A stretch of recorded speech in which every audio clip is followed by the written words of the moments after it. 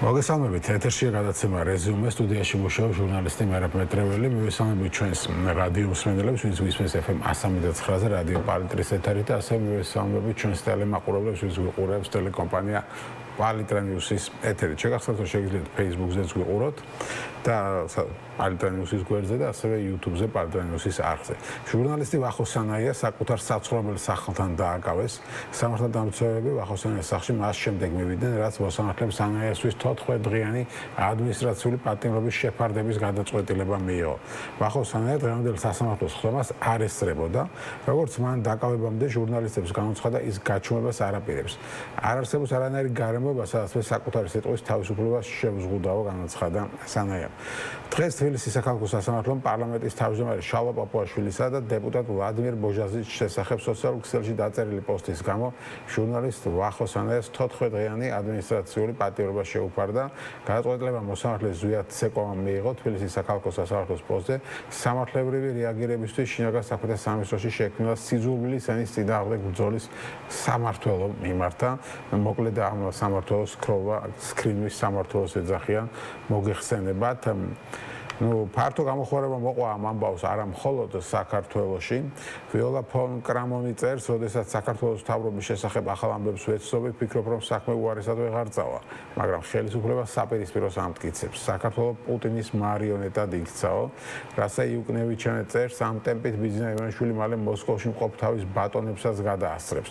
ჟურნალისტ ვახოსანაიასთვის პოსტის გამო პატიმრობის შეფარდება აჩვენებს, რამდენად სწრაფად ეშვება საქართველოს კრემლის სტილის რეპრესიები. მაიკლ გალერი, კიდევ ერთი ევროპარლამენტარი წერს, საქართველოს ევროპის ავტორიტარული ნაწილის მხარეს დგას. საბჭოთა საქართველოს რეალობა ხდებაო. ჩვენს ბუნებრივია დღეს ამ თემაზე ვისაუბრებთ. გადაცემის პირველ ნაწილში ჩვენი სტუმარი იქნება ბორის ჩალეყუროა, იურისტი და პოლიტიკოსი.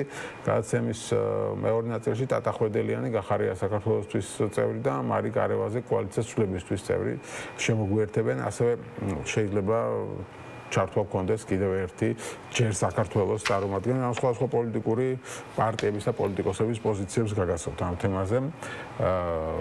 მოგესალმებით ბორის. მადლობა გადაცემაში მონაწილეობისთვის. დაგეკითხა ლევან მაჭავარიანის განცხადებას, ეს მხოლოდ მათთვისაა პრობლემა, ვინც კლავიატურით გინებითაა დაკავებული და ცხოვრებაში არაფერს წარმოადგენენ. მოუწევთ ჯარიმის გადახდა და თუ არ გადაიხდიან, შემდეგ არის სხვა ტიპის სანქციაო, ამბობს ეს ადამიანი. მისი შეფასებით ძალიან ლოგიკურია, რომ კანონი მოქმედებს იმის წინააღმდეგ, რომ ერთმა ადამიანმა მეორე სოციალურ ქსელის საშუალებით ღირსება არ შეუახოს. რა სიტყვა როგორც იურისტი ჯერ ამ საკითხს?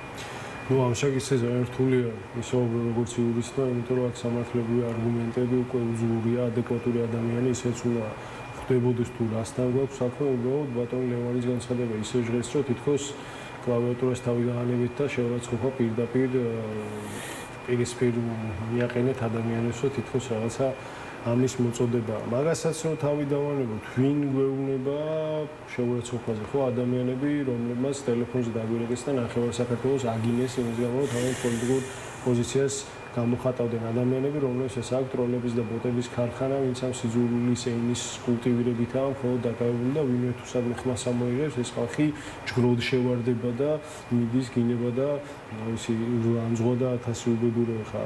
ვალიმუროშკინას რო კითხოთ, ალბათ ვახოსანაია დასაჭერია იმის გამო, რომ Facebook-ზე პოსტი დაწერა, მაგრამ თვითონ ჩანგალი რო ჩაარტყა პრაიმ ტაიმის რედაქტორს, პრაიმ ტაიმის რედაქტორ ქალსკიცერში, მაშინ არ იყო დასაჭერი. ეს არის ორმაგი სტანდარტების მქონე ნარატივი, რაც აქვს ქართულ ოცნებას და ყველა ხვდება, რომ თუ ვინმე ამ ქვეყანაში ისეთი სიძულვილის ენის კულტურებას ახდენს, ეს არის თავად ქართული ოცნება. თან წარმოვიდგინეთ, მეორე მხრიდან შეხედოთ, როგორი აბსურდია, როცა ხელისუფლება ამბობს, რომ ჩემს წინააღმდეგ არსებული უკმაყოფილების გამოხატვა უნდა შევზღუდო, ამიტომ მოდი იცი რას ვიზამ, აკრძალა.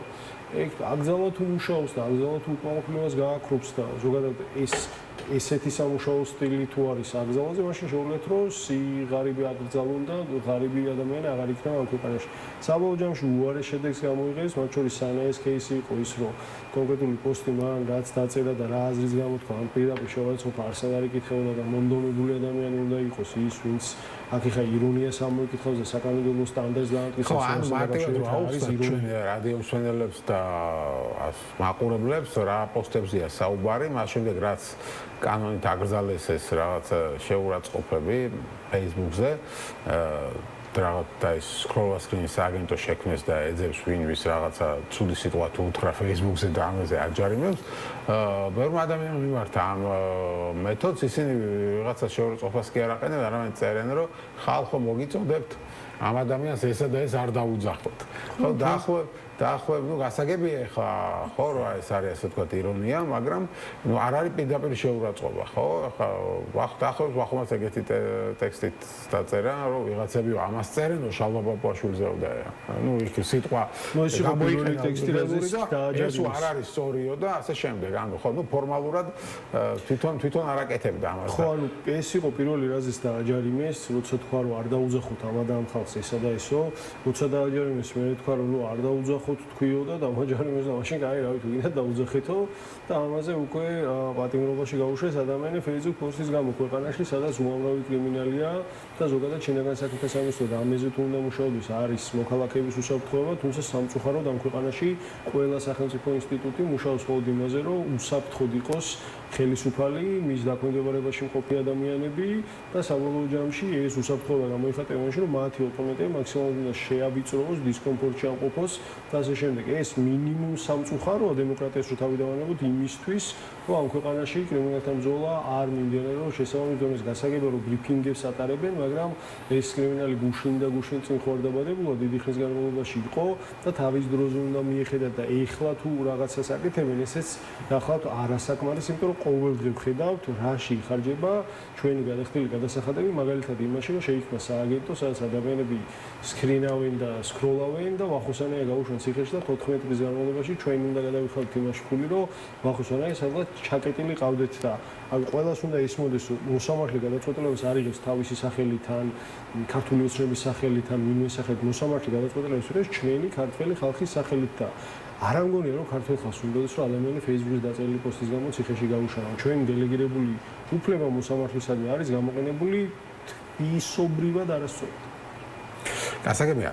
მოდი მოვისმინოთ ჯერ საქართველოს წარმომადგენლის მოსაზრებას და მე დაგიბრუნდებით ისევ თქვენ ნიკოლოზ ხატიაშვილი ჩაგვერთვება ახალი პარტია შეიქმნა იცით ჯერ საქართველოს მისი წარმომადგენელი ნიკოლოზ გამარჯობა და რო გითხრა თქვენი პოზიცია როგორია ამ თემასთან დაკავშირებით თუ ქართველოსებ ამბობს რომ ჩვენ ვებრძვით შეურაცხყოფებს და აგერ მაგალითად ლევან მაჭავარიანმაც მაგალითად მოიყვანა რომ ბრიტანეთში 1200 კაცი არის დაკავებულიო რაღაც ასეთი პოსტებისთვისო და შესაბამისათო იქ თუ ებრძვიანო ასეთი რაღაცებისთვის ხალხს ჩვენ რა დავაშავებთ რა სამებით მივესალმებით მაყურებელს და პირველ რიგში მინდა დავიწყო ჩემი საუბარი ვახოს ანას მიმართ მხარდაჭერით ჩვენ დღეს გავაკეთეთ განცხადება ამ საკითხთან დაკავშირებით და სოლიდარობა გამოვხადეთ მას. იცით რა არის დაახლოებით 1 წლის წინ, ხო, როდესაც ზოგადად კანონმდებლობა ზოგადად ქართული ოცნება ახდენდა კანონმდებლობის გამკაცრებას, ხო, როდესაც ადამიანები საუბრობდნენ, რომ აი მომავალში მაგალითად დაგვიჭერენ ტროტუარზე დგომის გამო, მაგალითად დაგვიჭერენ Facebook სტატუსების გამო და ასე შემდეგ, ხო, ყველას რაღაც არასერიოზულად მიაჩნდა ეს ყველაფერი და ეგონა რომ ასეთი მოცემულობა არ დადგებოდა, მაგრამ რეალურად დღეს უკვე ისეთ მოცემულობაში ვართ, რომ Facebook სტატუსების გამოც იჭერენ ადამიანებს. ზოგადად არსებობს გამოხატვის თავისუფლება, არსებობს საჯარო თანამდებობის პირების მხრიდან, ასე ვთქვათ, კრიტიკის მიმართ და სხვა განცხადებების მიმართ თმენის განსაკუთრებული ვალდებულება და შესაბამისად, როდესაც ხდება რაიმე სახის საჯელი, ხო, ან საჯელი აუცილებლად უნდა იყოს განსაკუთრებული, აუცილებელი და ჩადენილი ქმედების თანაზომიერი, რასაც დღეს რა თქმა უნდა ვერ ვხედავთ. ეს ამ ფაქტმა კიდევ უფრო დაგვანახა ჩვენ რომ არ აქვს მნიშვნელობა საზოგადოების რომელ ნაწილს მიეკუთვნები, ხვალ ნებისმიერი ადამიანი შეიძლება სწორედ ამ ასე ვთქვათ საფრთხის წინაშე დადგეს და Facebook სტატუსის გამო დაკავებული იქნას. აქედან გამომდინარე ჩვენ არაერთგზის განვაცხადეთ, რომ ეხლა მთავარი არის ჩვენ მოვახდინოთ პოლარიზაცია საზოგადოებაში, ასე ვთქვათ, იმ საზოგადოების იმ ნაწილში, ეგრეთ წოდებულ სტატუს-კვო ლოიალისტებთან გავაგრძელოთ მუშაობა იმისთვის, რომ ის ადამიანები დღეს ჩუმად არიან, ხო, ანუ გადმოვიდნენ აქეთ ხარეს, ცვლილებების ხარეს და თუ ეს პროცესი გაგრძელდება, ჩვენ შევძლებთ, რომ ეს ყველაფერი შევაჩეროთ და რეალურად ქვეყანაში მოახდინოთ ცვლილებები. თუ ეს ნაბიჯები არ გადაიდგმება და ადამიანები კვლავ დარჩებიან რაღაც ლოიალისტების სტატუსით, ხო, ანუ ეს პროცესები რაც ქვეყანაში უნდა რომ კიდევ უფრო გამძაფრდება, კიდევ უფრო დამძიმდება და კიდევ უფრო რეპრესიული გახდება, რაც საბოლოოდ მიგვიყვანს ავტორიტარული სისტემის ჩაბეტონებამდე. კი ბატონო, მაგრამ თვითონ აი ეს ფაქტი უკვე როდესაც ჟურნალისტი წერენ, გასაგებია შეიძლება ჩვენ რაღაც მიზეზით არ მოგწონდეს და ბევრს არ მოსწონს და შეიძლება მეც არ ვამხრობ იმას, რომ რაღაცა ჟურნალისტები სიტყვაობდეს პოლიტიკოსების მისამართით, მაგრამ ეს არის ეთიკის საკითხი, ხო, საბოლოო ჯამში, რამდენად ეთიკური ან არაეთიკურია. როცა ხელისუფლება ასეთ რაღაცაზე მიდის, ნიშნავს თუ არა იმას, რომ უკვე ავტორიტარიზმი დამდგარია ამ ქვეყანაში რეალურად.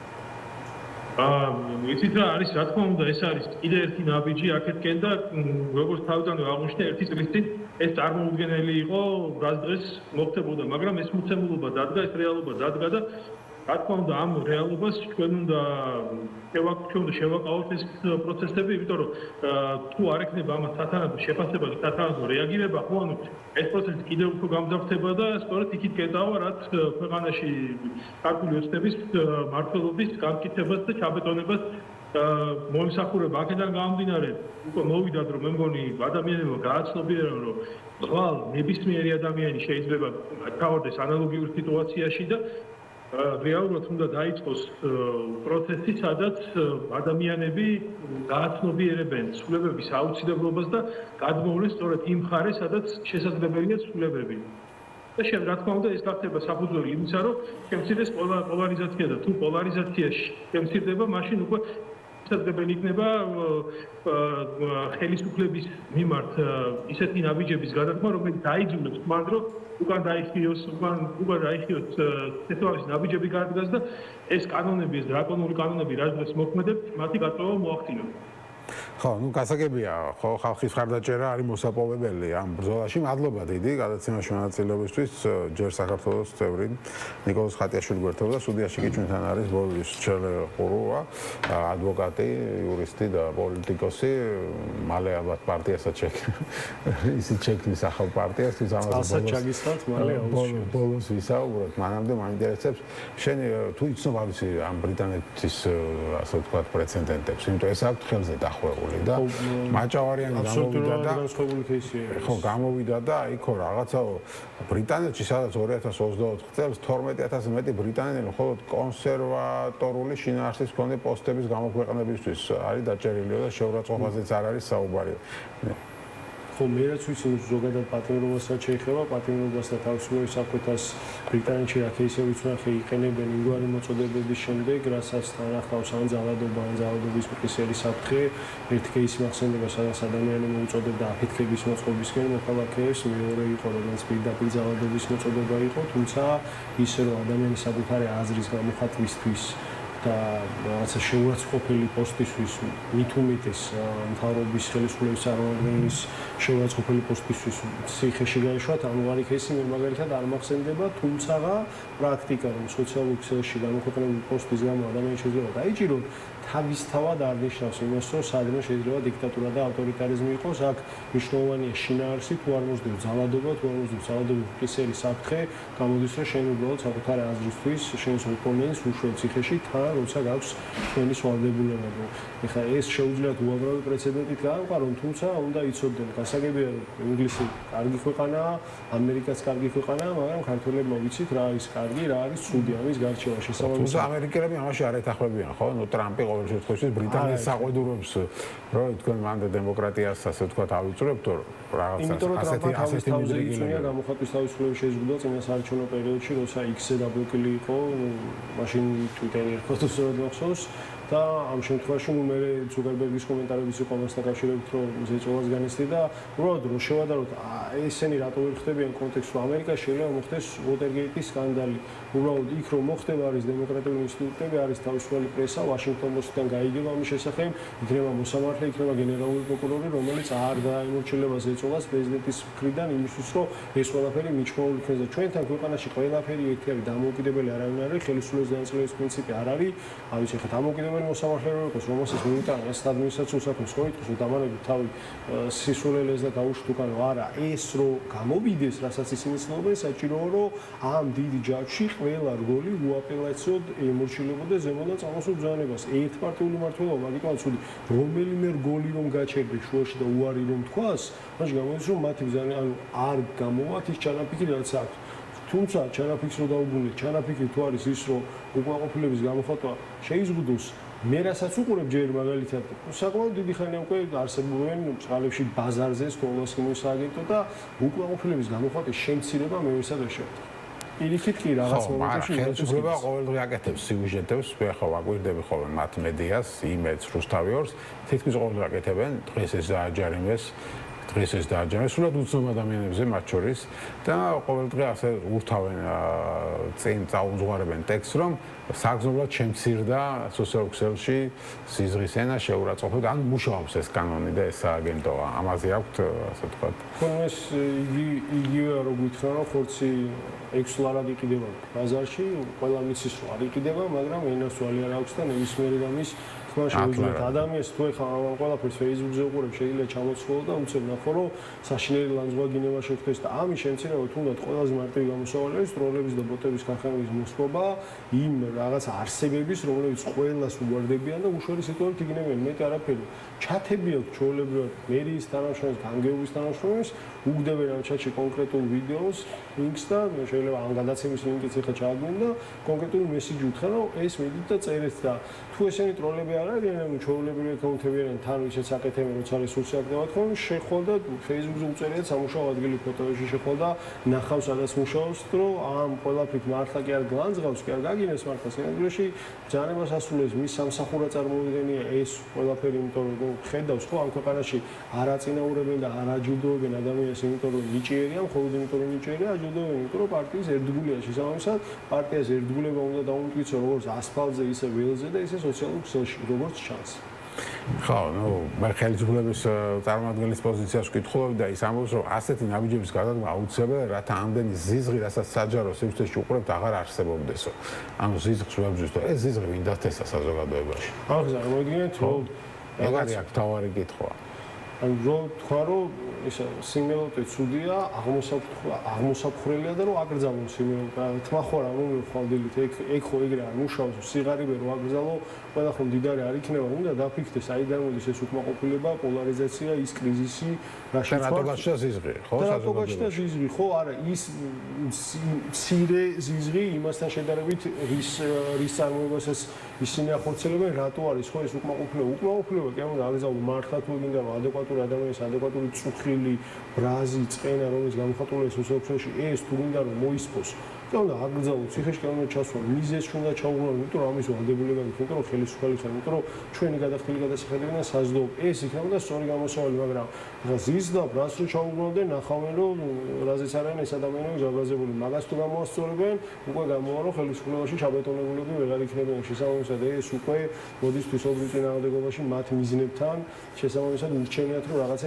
აკრძალონ. თუმცა კიდევ ერთხელ ვიტყვი, ამ ქვეყანას მათ შორის ქვეყანა უფრო დიდია და ერი ვიდრე კონკრეტული ადამიანი უნახავს უამრავი სახის ცენზურა, გამოუვლია და უნდა გახსოვდეს, რომ საბჭოთა კავშირშიც კი მესამე თაობა, რომელსაც ისტორიას უმალავდნენ, გადაუკეთეს ერის მენტალური მეხსიერება რაღაცნაირად უნდათ რომ დაიხშოთ, იქაც კი ადამიანები ახერხებდნენ იმას, რომ ერთმანეთთან კომუნიკაცია ქონოდათ, იმგვარი რაც ხელისუფლებას არ მოსწონს ასე 21 საუკუნეში ხო სადაც ყოველს ჯიბეში smartphone-ი აქვს და ერთმანეთთან კომუნიკაცია შეუძლია და რაღაცების გამოქვეყნება შეუძლია, ფიზიკურად შეუძლებელია ადამიანებს პირი დაუქშო. სადღაც ალბათ შესაძლებელია ამასაც უშვებ, უბრალოდ საქართველოში, ქართულ ხალხში ღრმად ვარ დარწმუნებული, რომ არ გამოვათ. ის სიუჟეტები, რასაც აკეთებენ ვიღაცა მათ შორის ოპოზიციონერი პოლიტიკოსისთვის ან ინფლუენსერის შეურაცხყოფისთვის და დააჯარიმეს ეს იყო, რომ შემოპარება თითქოს აი ობიექტურები ვართ, მარტო იმაზე კი არა, ის ცუდია, ხო. თუმცა ეხლა ჩვენი ამბებზე ამას არავინ არ ჭამს რა, ყველა ხდება სინამდვილეში შესაკეთებ და მოვით აქამდე რომ ჟურნალისტი ჩასვეს, ვიღაცას ეწერა ხა კონკრეტულად ვის ეწერა არ მახსოვს რომ სანაიას ძმასო რა გონიათო რომ 14 დღიანი ციხით შეაშინებთო რომ ენა ჩაიგდოსო და პოსტები აღარ წეროსო ამაშიც რაღაცნაირი ლოგიკა და თან იგრძნობა ის წარსული რაც გამოვლილი გვაქვს და ის ყველაფერი რაც ვიცით მათ შორის ცენზურა მათ შორის ის რომ ყველას აქვს ენა მე რამდენიმე წლის წინ ამ ქვეყანაში ჟურნალისტები ჟურნალისტური საქმიანობისთვის კლავდნენ კი ბატონო და ეს ხო დიცურაჩის სხვანაირად ჩანს ანუ როგორ დაიწყო ეს ყველაფერი ხელისუფლებამ და რისთვის დაიწყო ხო ანუ ხელისუფლება რატო გაჩნდა ეს ყიდა დაპირისპირება ხო ხელისუფლებამ გადადგა ისეთი ნაბიჯები რომელიც ქართული ხალხის დიდი ნაწილისთვის იყო აღმოჩნდა მიუღებელი ეს არის წასვლა ავტორიტარიზმისკენ და უარისმა დემოკრატიაზე ეს არის წასვლა შემოbrunება პროდასავლური კურსიდან და ასე ვთქვათ გაჩერება ევროინტეგრაციის ამან გამოიწვია ქვეყანაში ხო ეს პროტესტის ტალღები გაბრაზება ხელისუფლებაზე თორემ მანამდეც იყო ამ ქვეყანაში ბევრი ადამიანი ვისაც ქართულოსება არ მოწონდა მაგრამ ხო არა ხო შეიძლება მაგრამ ამდენი ადამიანი არ იყო ვინც მათ მაგალითად ქუჩაში ან სადმე რო შეხვდებოდა იქ რაღაც ცუდ სიტყვებს ეუბნებოდა ეხლა რესტორნებში ვეღარ დავდივართო თავად აღიარებენ ხო გვეშინა ვიღაცამ სუბსი არ ჩაგვიფურთხოსო და ეს რა მოიტანა ხო ასეთი ზიზღი მანამდე ხო იყო ეს მოიტანა მათმა გადაწყვეტილებებმა რომ ქვეყანაში ერთმართულობა დაამყაროთ და ნუ ხო რას გვეუბნებიან რომ ჩვენ ხარ ასაც გვინდა მოსვიზამთ ერთმართულობას დავამყარებთ დასავლურ ინტეგრაციას გავაჩერებთ ივანიშვილი იქნება არ ვიცი ალბათ სამუდამოდ ვერასოდეს არჩევნებს თქვენ ვერ მოიგებთ იმიტომ რომ ჩვენს ხელში იქნება ყველა ბერკეტი მაგრამ თუ ხმას ამოიღებთ რა რაღაცა პროტესტს გამოთქვამთ გზას გადაკეტავს დაგიჭერთ ტროტუარზე გააპროტესტებთ დაგიჭერთ თუ გაგვლანძღავთ და გვაგინებთ დაგიჭერთ თუ დავწყევლით დაგაჯარიმებთ წყევლაზე ჯერ დააჯარიმეს ადამიანი ეს ის ხო წარმოუდგენელი რაღაცა საქართველოში ხალი დააჯარიმეს ივანიშვილის დაწყევლის გამო არა მესმის საბოლოო ჯამში ტრაგიკული სიტუაცია და ამაზე ალბათ ხო ნებისმიერ ადეკვატურ ადამიანს სერიოზული ეჭვები და ზომიერი შიში შეიძლება გაუჩნდეს თუმცა მაინც ცოტა განყენებულად რო შეხედოს ასაცილო რაც ხდება წყევლისთვის რომ ადამიანს აჯარიმებენ მით უმეტეს საქართველოში ხა ვერ წყევლის ამით მოსპობას ფიზიკურად ვერ შეძლებენ ამას უნდათ რომ ნეგატიური გენერალური პრევენციის ფუნქცია ქონდეს რომ დამაშინებლად იმუშაოს და რაღაც მომენტში ფიქრობენ რომ აი ხლა პიგზე ავალთ და მე გავაჩერეთ მაგრამ ადამიანებში წმენა იქნება რომ ამის გაკეთების გამო მაინც შეიძლება დაგაჯერემონ და ვიღაცა ამისგან თავ შეიკავებს თუმცა კიდევ ერთხელ იმ წმენიდან გამომდინარე რომელიც მაქვს ქართული ხალხის მიმართ დარწმუნებული ვარ რომ ასეთი იდიოტური რაღაცებით ვერ შეაშინებენ და იმასაც ველი რომ ადამიანებმა შეიძლება ერთმანეთთან შეჯიბრება დაიწყონ იმაში ვის უფრო რაღაცა როგორ თქო უხეში გამამტყუნებელი განაჩენი იქნება ამ შემთხვევაში გადაწყვეტილება სასამართლოსი და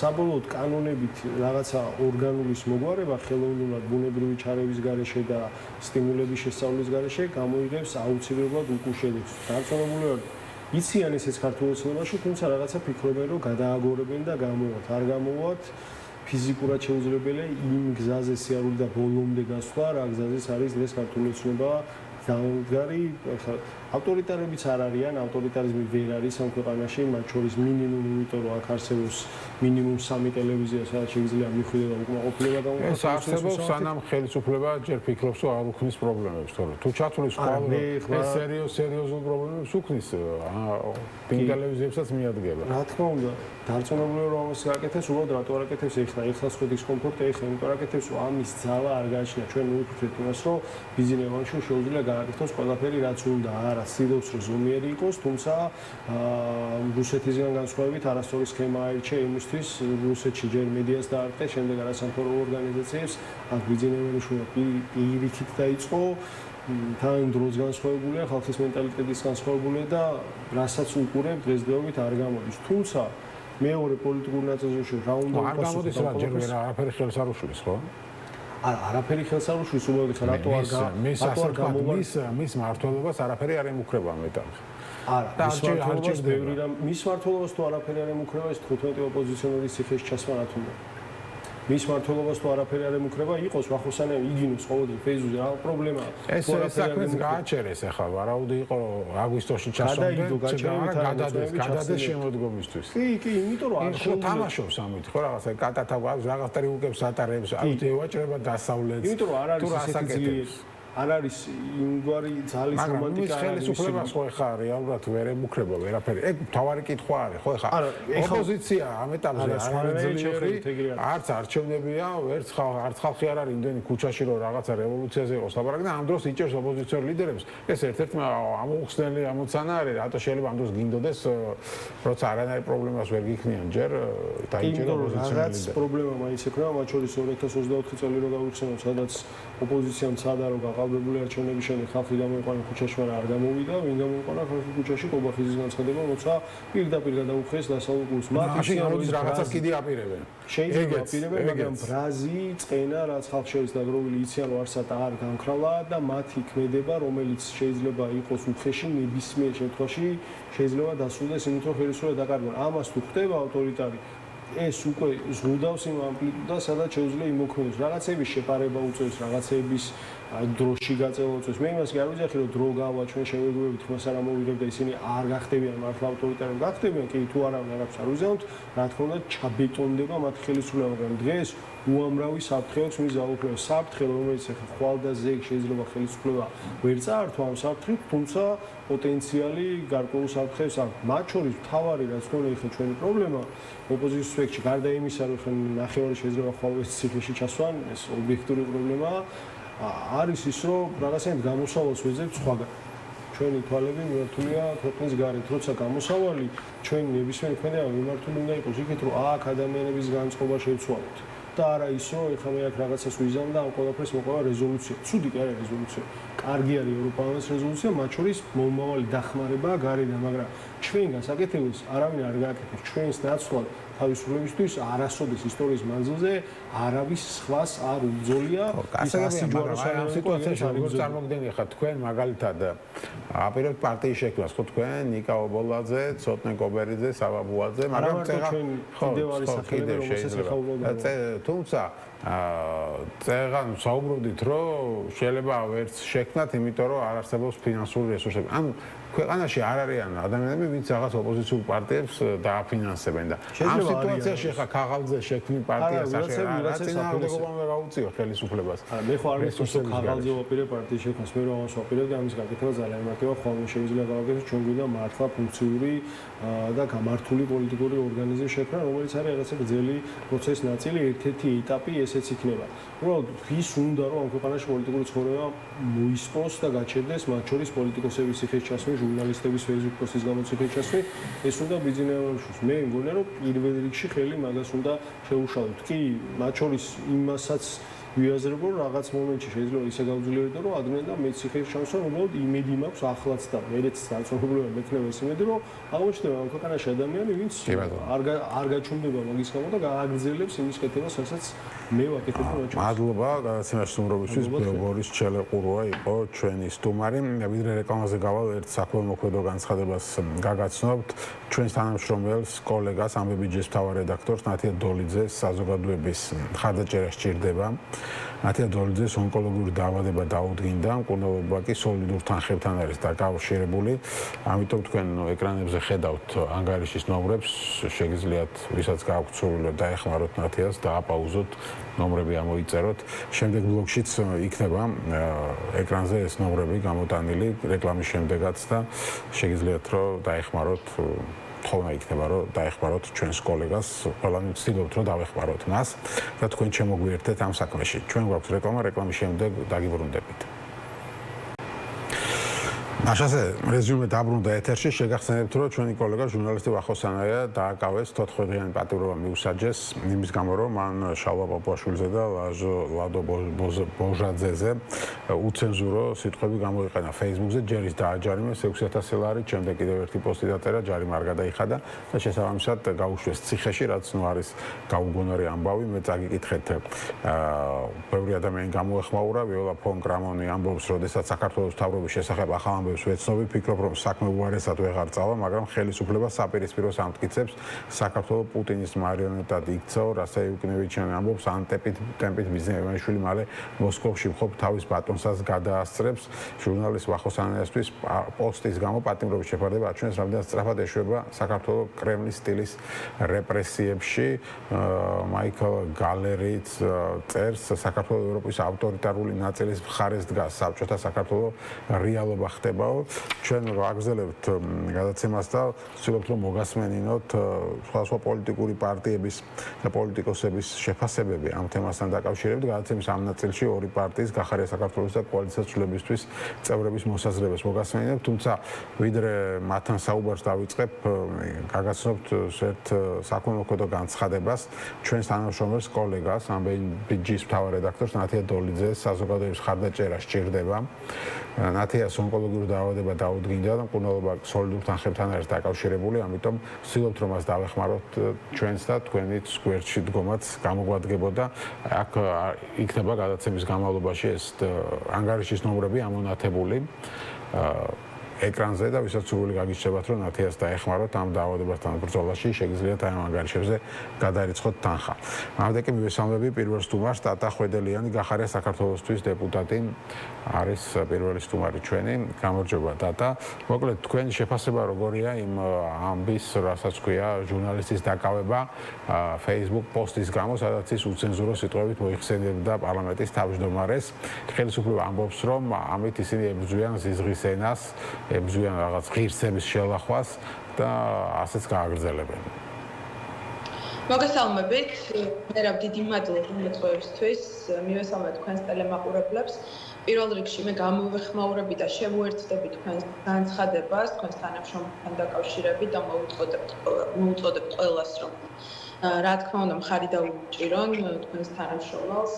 და რა შეიძლება ითქვას ახლა ამ საქმესთან დაკავშირებით, ეს არის ოცნების მხრიდან ჩვენს ქვეყანაში შუქის ჩაქრობის კიდევ ერთი მცდელობა. ეს არის შიშის დანერგვის და რეპრესიების მცდელობა ადამიანებზე, იმიტომ რომ სწორედ აი ამ გადაწყვეტილებით გაუშვა კრიტიკული მედიის წარმომადგენელი 14 დღიან პატიმრობაში. ეს არის რა თქმა უნდა ძალიან მკაფიო გზავნილი საზოგადოებას, რომლის წევრებიც იმ შემთხვევაში თუ გააპროტესტებენ ნებისმიერ საკითხს, მათაც რეჟიმი და სისტემა მოექცევა ზუსტად ისე, როგორც ექცევა ვახოსანაიას დღეს. ანუ აქ არ აქვს მნიშვნელობა რა თემას გავაპროტესტებთ და რა თემას გააპროტესტებს საზოგადოება. იმიტომ რომ ჩვენ თვეების განმავლობაში ვხედავთ მაღაროელებს, რომლებიც აპროტესტებდნენ საკუთარ სამუშაო პირობებს და მათ მიმართ განხორციელებულ მიკერძოებულ მართლმსაჯულებას, რომელიც დასრულდა მათი ციხეში გამოკეტით. ჩვენ ვხედავთ თვეების განმავლობაში უდანაშაულო ადამიანებს, რომლებიც გამოკეტილები არიან ციხეებში. ჩვენ ვხედავთ მზია ამაღლობას, რომელიც ისჯება მოძალადე პოლიციელისთვის სილის გაწმისთვის. ჩვენ ვხედავთ ელენე ხოშტარიას 4 შვილის დედას, რომელსაც სრულფასოვნად ჯანდაცვის სერვისების მიღების შესაძლებლობაც არ ეძლეოდა და ის გამოკეტილია დღესდღეობით ციხეში, იმის გამო რომ მან გააფერა და ფლომასტერით კახი კალაძის წინა საარჩევნო პლაკატი. აი ამ განზომილებაში ვხედავთ ამ ადამიანებს, უდანაშაულო ადამიანებს და ამ დროს მეორე მხარეს სისტემა არ სჯის ისეთ ადამიანებს, რომლებიც პირდაპირ დაუხარავად, ხშირ შემთხვევაში პირდაპირ ეთერში ძალადობენ ადამიანებზე. მაგალითად, შეგვიძლია მოვიყვანოთ უკვე საქართველოს პარლამენტის სასესიო დარბაზი 26 ივნისი და ჩვენი ფრაქციის მიმართ განხორციელებული ორგანიზებული დანაშაული, რომელიც დაორგანიზდა იმისთვის, რომ გადაფარულიყო ყველა ის შეკითხვა, რომელსაც პასუხი ვერ გასცა ოცნების პრემიერმა. ჩვენ შეგვიძლია უამრავი ადამიანის ისტორია მოვიყვანოთ, 500-მდე ადამიანი, რომელიც დასახიჩრებულია იმ ძალადობრივი ქმედებების შემდეგ, რაც განახორციელა ოცნება 2024 წლის არჩევნების შემდეგ, ნოემბერ-დეკემბერში და ეს ყველაფერი შემდეგ დაგვირგვინდა იმითი, რომ ქიმიური ნივთიერების გარევა მოხდა წყლის ჭაუსში და დღემდე არ ვიცით, რითი დაწამლეს მაშინ ჩვენი მოსახლეობა. აი ეს ყველაფერი არის ის, რასაც ოცნება გვთავაზობს, დაუსჯელობის სინდრომი ჩვენს ქვეყანაში, შერჩევითი სამართალი და ქვეყნის მართვა ნახევარის სიმართლით. მაშინ, როდესაც დანაშაულებრივი ჯგუფები დათარეშობენ ჩვენს ქვეყანაში დაუსჯელები და მაშინ, როდესაც ტროტუარზე დგომისთვის, კრიტიკული აზრის ღია და დაუფარავად გამოხატვისთვის, თავისუფალი აზრის გამოხატვისთვის ადამიანები ესე პირდაპირ ისჯებიან და მათ უშვებენ ციხეებში. ეს არის ოცნების შემოთავაზებული ცხოვრება ჩვენს ქვეყანაში, ეს არის ოცნების დაანონსებული მშვიდობა და ყველაფერი ის, რასაც ოცნება გვპირდებოდა, აი ამ არჩევნების წინ და მანამდე ყველა არჩევნების წინ, რასაც გვპირდება, საბოლოო ჯამში აი ამ აბსურდში შევიდნენ მხოლოდ და მხოლოდ იმიტომ, რომ მათ არ სურთ ძალაუფლების დათმობა, მათ ეშინიათ კრიტიკული შეკითხვების, მწვავე შეფასებების. ქვეყნის შიგნით ისინი უბრალოდ ძალადობენ იმ ადამიანებზე, კანონის ენით ძალადობენ და ფიზიკურად ძალადობენ იმ ადამიანებზე, რომლებიც გამოხატავენ განსხვავებულ აზრს. როგორ ფიქრობთ, რეალური მიზანი ამის რა არის? მართლაც რაღაც პოლარიზაციის შემცირება საზოგადოებაში, ზიზღის შემცირება, თუ უბრალოდ იმ დისკომფორტის მოხსნა, რომელიც მათ აქვთ იმის გამო, რასაც აკეთებენ, ხო, რეალურად და რის ხალხში აგრესიას იწვევენ. რა თქმა უნდა, ოცნება ვერასოდეს ვერ მოირგებს სიძულვილის ენასთან მებრძოლის მანტიას, იმიტომ რომ თვითონ არის სიძულვილის ენის და ძალადობის დამნერგავი ჩვენს ქვეყანაში. ოცნების ქმედებებიდან გამომდინარე არის ჩვენი საზოგადოება პოლარიზებული, არის შემთხვევები, სადაც ერთ ოჯახში განსხვავებული აზრის გამო, აი ამ პოლარიზაციის და მძიმე პროცესების გამო ადამიანები ერთმანეთს საერთოდ აღარ ესაუბრებიან. აი ეს არის მთავარი პასუხისმგებელი ამ ყველაფერზე ჩვენს ქვეყანაში არის ოცნება. შესაბამისად, ის რომ მან გაასაღოთ ეს ყველაფერი სიძულვილის ენასთან, მშვიდობის მიზნით გაკეთებულ ქმედებად, ეს არის რა თქმა უნდა აბსურდი, იმიტომ რომ ჩვენი მოსახლეობა ძალიან კარგად არჩევს უკვე რა მიზნით, რომელი ძალა რას აკეთებს და ოცნების ნებისმიერ გადადგმულ ნაბიჯში ჩანს ის ძალადობრივი ბუნება, ის რეპრესიული ბუნება, რომელიც მას რეალურად აძლევს იმის შესაძლებლობას, რომ გაიხანგრძლივოს საკუთარი ძალაუფლება, იმიტომ რომ ამის გარეშე ფიზიკურად ოცნებას რესურსი აღარ აქვს ქვეყნის მართვის, მხოლოდ ხელების გადაგრეხვით,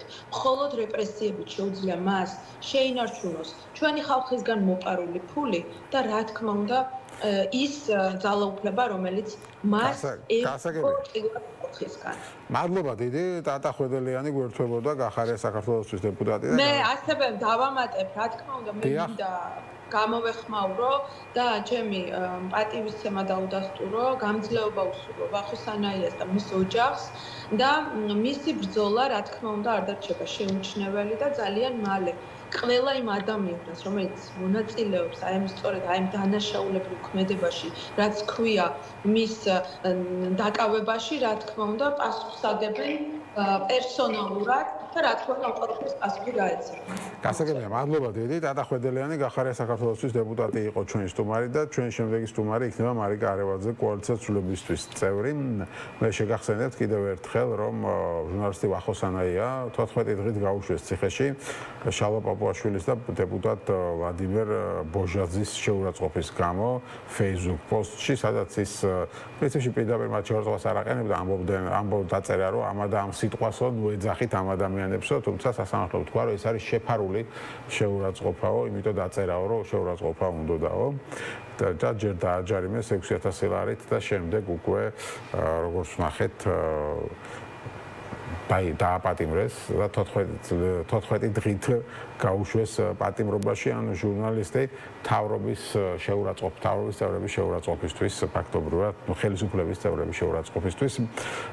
მარიკა არევაძე არის ჩვენი სტუმარი, როგორც გითხარით, გამარჯობა ხავადონ მარიკა. თუ გესმით ჩემი. მადლობა გადაცემაში მონაწილეობისთვის. ხელისუფლება ამ ამბავს ამართლებს ხშირად ბრიტანული პრაქტიკით და ლევან მაჭავარიანს თქვა, რომ ბრიტანეთში 1200 კაციაო დაჭერილი ერთი წლის განმავლობაშიო შეურაცხყოფაზეაც აღარ არის ლაპარაკი კონსერვატიული პოსტების დაწერისთვის გამო და ჩვენც ასევე ვებრძვით სიძულვილის ენასო. არ ვიცი რამდენად იცნობთ თქვენ ბრიტანულ პრაქტიკას, მაგრამ ზოგადად რამდენად შეიძლება ეს რაღაც ჩაჯდეს, აი ასე ვთქვათ, სიძულვილის ენასთან ბრძოლის ფარგლებში ჟურნალისტის დაჭერა იმის გამო, რომ მან რაღაცა Facebook-ზე უწვავწორი სიტყვით მოიხსენია ხელისუფლების წარმომადგენელი. მოგესალმებით კიდევ ერთხელ, მერაბ, ძალიან ცუდი, მორიგი ცუდი პრაქტიკა, ასე ვთქვათ, განერგა ქართული ოცნების სასამართლომ, ქართული ოცნების, ასე ვთქვათ, რომელიღაცა სტრუქტურის მითითებით, როდესაც ჟურნალისტი Facebook პოსტის სახით აზრის გამოხატვისთვის ფაქტობრივად უკვე ციფრში გაუშვა. აქამდე იყო სქროლმასკრინის ეგრეთ წოდებული სქროლმასკრინის დეპარტამენტიდან არაერთი შემთხვევა, თუმცა ყველა მათგანის შემთხვევაში გამოყენებული იქნა ჯარიმა. მოცემულ შემთხვევაში უკვე სახიფათო ზღვარი გადაკვეთილია, იმიტომ რომ სწორედ Facebook პოსტის გამო ადამიანი, ჟურნალისტი დაკავებულია და საკმაოდ დაკავება საკმაოდ დიდი, ასე ვთქვათ, ბევრი რაოდენობის დღით არის 14 დღით განსაზღვრული. ჩვენ როდესაც კონკრეტულ მოვლენას ვაფასებთ, აუცილებლად უნდა გავითვალისწინოთ კონტექსტი, ზოგადი და ქრონოლოგია, ხო, როგორ მოვედით აქამდე.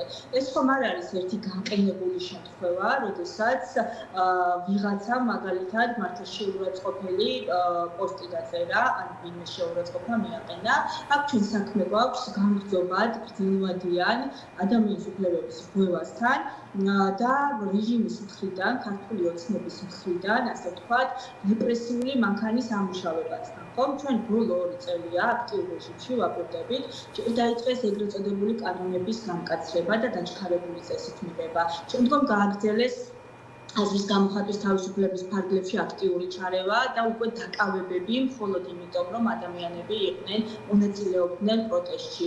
ამას მოყვა არაერთი, ასე ვთქვათ, შეზღუდვა და უკვე სისხლისამართლებრივი წესით ადამიანების დაჭერა და ყოველ მომდევნო ჯერზე, როდესაც რეპრესიის ახალი ტალღა არ ამართლებდა და პროტესტი მაინც გრძელდებოდა, იგონებდნენ ახალ მეთოდებს და ერთ-ერთი მორიგი ახალი მეთოდი, რომელიც მოიფიქრეს, არის სწორედ უკვე Facebook პოსტების შეზღუდვა და Facebook პოსტების ფარგლებში ადამიანების დაჭერა, რომელიც მისნაც ისახავს ერთადერთ რამეს, ხო? დააშინონ ადამიანები, ამ ქვეყნის მოქალაქეები და ამით პროტესტი ჩაკლან როგორღაც საზოგადოებაში. ჩვენ აქვე უნდა გვახსოვდეს, რომ პოლიტპატიმრები არ არიან მხოლოდ სისხლისამართლებრივი წესით დაჭერილი ადამიანები. ნებისმიერი ადამიანი, რომელიც პოლიტპატიმრის, ასე ვთქვათ, პოლიტპატიმრის დადგენისთვის მახასიათებელ ნიშანს ატარებს, ის თუნდაც ერთი დღე ან ერთი საათი თუ ატარებს საპატიმრო დაწესებულებაში და ამ შემთხვევაში 14 დღესია საუბარი და 14 დღე არ არის ნამდვილად ცოტა დრო, ისიც არის, რა თქმა უნდა, პოლიტიკური პატიმრები. რაღაცნაირად ჩვენ შეგვაჩვიეს, რომ ადმინისტრაციული წესით ერთი კვირა, 2 კვირა, 1 თვე თუ 2 თვის განმავლობაში მოხდება ადამიანების დაკავება, ეს თითქოს ნორმალური მოვლენაა და ამითი არაფერი ისეთი საგანგაშო არ ხდება. სინამდვილეში, რა თქმა უნდა, თუნდაც ერთი დღით, ერთი საათით ადამიანი უკანონოდ რომ იქნება დაკავებული, ის არის პოლიტიკური პატიმარი და ეს არის უკვე საგანგაშო. და ჩვენ ვიცით, რომ ამ წლების ბოლო 2 წლის განსაკუთრებით განმავლობაში 100-ობით 500-ზე მეტი დაკავებულია როგორც ადმინისტრაციული, ასევე სისხლისამართლებრივი წესით. ეს პირდაპირ მიუთითებს რეპრესიებს. ეს პირდაპირ მიუთითებს იმაზე, რომ ქართული ოცნების მხრიდან ხდება არა ბრძოლა ეგრეთ წოდებული სიძულვილის ენის წინააღმდეგ, არამედ ბრძოლა გამოხატვის თავისუფლების წინააღმდეგ. სიძულვილის ენას არ ებრძვის ის, ვინც შექმნა სიძულვილის ენა. ის, რომ საზოგადოებაში გაღვივდეს ერთმანეთის წინააღმდეგ, ასე ვთქვათ, ტური განწყობა ან სიძულვილის ენით საუბარი, ამის მაპროვოცირებელი და ზოგადად დამწყები არის და წამხალისებელია შესაძლებელი სწორედ ქართული ოცნება, ვინაიდან დაყოფის პრინციპით უნდა რომ შეინარჩუნოს ერთი პრინციპი არის ეს, რომ შეინარჩუნოს მიტაცებული ძალაუფლება და რაღაცნაირად ჩაახშოს პროტესტი საზოგადოებაში. ამიტომ გიორგის ბახოს დაკავება ამ შემთხვევაში ხომ არ არის მხოლოდ მორიგი ადმინისტრაციული დაკავება. ეს არის საგანგაშონიშნული, როდესაც უკვე პოსტების წერის გამო გადავედით ადამიანების დაჭერაზე. და ეს ნამდვილად საგანგაშოა, იმიტომ რომ ყველა მომდევნო შემთხვევაშიც ანალოგიურს გააკეთებს რეჟიმი, მანამ არ მიხვდება, რომ რეპრესიის ეს ფორმაც არ მუშაობს. ჩვენ გვახსოვს, ხომ ესეთი რაღაცა ხდება მარტო რუსეთში და ავტორიტარულ რეჟიმებში და ჩვენ გვახსოვს, აი რუსეთის მსგავსად იყო აქაც შემთხვევა, როდესაც სარიელი ფურცლის ჭერის გამო რუსთაველს გამზირზე ადამიანებს აკავებდნენ. ესეთი რამეც მარტო რუსეთშია მომხდარი. რა თქმა უნდა, ოცნება ცდილობს, რომ ევროპული ქვეყნების მაგალითებიდან კონტექსტიდან ამოგლეჯილად ამოიღოს ცალკეული შემთხვევები და ის წარმოუდგინოს საზოგადოებას, რომ თითქოს და ეს ნორმალური ამბავია, რომ თითქოს და ისინიც იბრძვიან რაღაცა დადებითი ღირებულებებისთვის. სინამდვილეში, როგორც ამოწერე, ეს არის ბრძოლა, ეს არის რეპრესიების გაგრძელება და ეს არის ბრძოლა თავისუფალი აზრის გამოხატვის წინააღმდეგ, ეს არის ბრძოლა ზოგადად პროტესტის წინააღმდეგ და რაც თავარია, მედიის წინააღმდეგ. ხომ, იმიტომ რომ ყველაფერს აკეთებენ იმისთვის, რომ მედიის წინააღმდეგ მოკლედ რომ მითხრათ, აი შედეგი რა იქნება ამისი, ანუ ხელისუფლება მიაღწია ბევრ რამეს, ხო, ეხლა ხალხი ქუჩას კეტავდა, აღარ კეტავს ტროტუარზე, აწყობენ აქციებს, ვეღარ აწყობენ აქციებს ტროტუარზე და რაღაც თითქოს ეს პროტესტი გამოკეთა ერთ ადგილზე და ეხლა ცდილობს უკვე Facebook-შიც და ხელისუფლება ამაყობს იმით, რომ საგზავნოდ არის შემცირებული სიძულვისკენ, ანუ იმუშავა ამ ჩვენმა, ასე ვთქვათ, მეთოდებმაო ისინი ამბობენ. მეთოდები რომ არ მუშაობს, სწორედ ამიტომ უწევთ ახალ-ახალი მეთოდის გამოგონება იმისთვის, რომ როგორღაც გააჩერონ, გააჩუმოს საპროტესტო საზოგადოება, გააჩუმონ ქართული საზოგადოება, იმიტომ რომ ეს საპროტესტო საზოგადოება შედგება საქართველოს მოქალაქეების ამ საზოგადოების წევრებისგან, ხო? და ვერ მოახდინეს მათი გაჩუმება ვერც სოციალური ქსელების სივრცეებში და ვერც ქუჩაში. არც ქუჩაში შეწყვეტილა პროტესტი და არც სოციალურ ქსელებში შეწყვეტილა გამოხატვა უკმაყოფილების ამ არსებული რეჟიმის წინააღმდეგ, ხო? რაც მოქალაქეებს გააჩნიათ. ამიტომ ვერ მუშაობს მათი მეთოდები და უწევთ ახალ-ახალი რაღაცა მეთოდების გამოგონება. იმ შემთხვევაში, რომ ემუშავათ მათ მეთოდებს, ხო, და მათი საქმე გაკეთებული იყო, დღეს პროტესტი აღარ იქნებოდა არც სოციალურ ქსელში, არც ქუჩაში, მაგრამ ჩვენ საპირისპიროს ხედავთ. გასაგებია, მადლობა დიდი გადაცემაში მონაწილეობისთვის. მარიკა არევაძე გვერდთვებოდა კოალიციას ვებისთვის წევრი, ჩვენ საუბრობდით ჟურნალისტ ვახოს ანაიას დაკავებაზე, მას შეგახსენებთ 4 დღიანი პატიმრობა მიუსაჯეს იმის გამო, რომ ანუ ცენზურულ სიტყვებით მოექცენია Facebook-ზე პარლამენტის თავმჯდომარე, ანუ რა ვიცი, ხო, მთავრობის, ასე ვთქვათ, უცენზურო სიტყვებით შემკობისთვის ხალხს იჭერენ უკვე ქვეყანაში. დას ვიდრე დაგემშვიდობებით შეგახსენებთ, თქვენ ხედავთ ეკრანზე ანგარიშის ნომრებს, ეს არის ჩვენი კოლეგის ნათია დოლიძის ანგარიშის ნომრები, მას საზოგადოების ხარდაჭერა სჭირდება, მას ონკოლოგიური დაავადება დაუდგინდა და სპორტით თანხებთან არის მკურნალობა დაკავშირებული, ამიტომ ისაც გაქვთ სურვილი, რომ გვერდში დაუდგეთ ნათიას, შეგიძლიათ რომ აი ამ ანგარიშის ნომრებზე გაგვიწყოთ თანხა. მე გიმშვიდობებით, ხვალ 7:30-ზე შევხვდებით ერთმანეთს.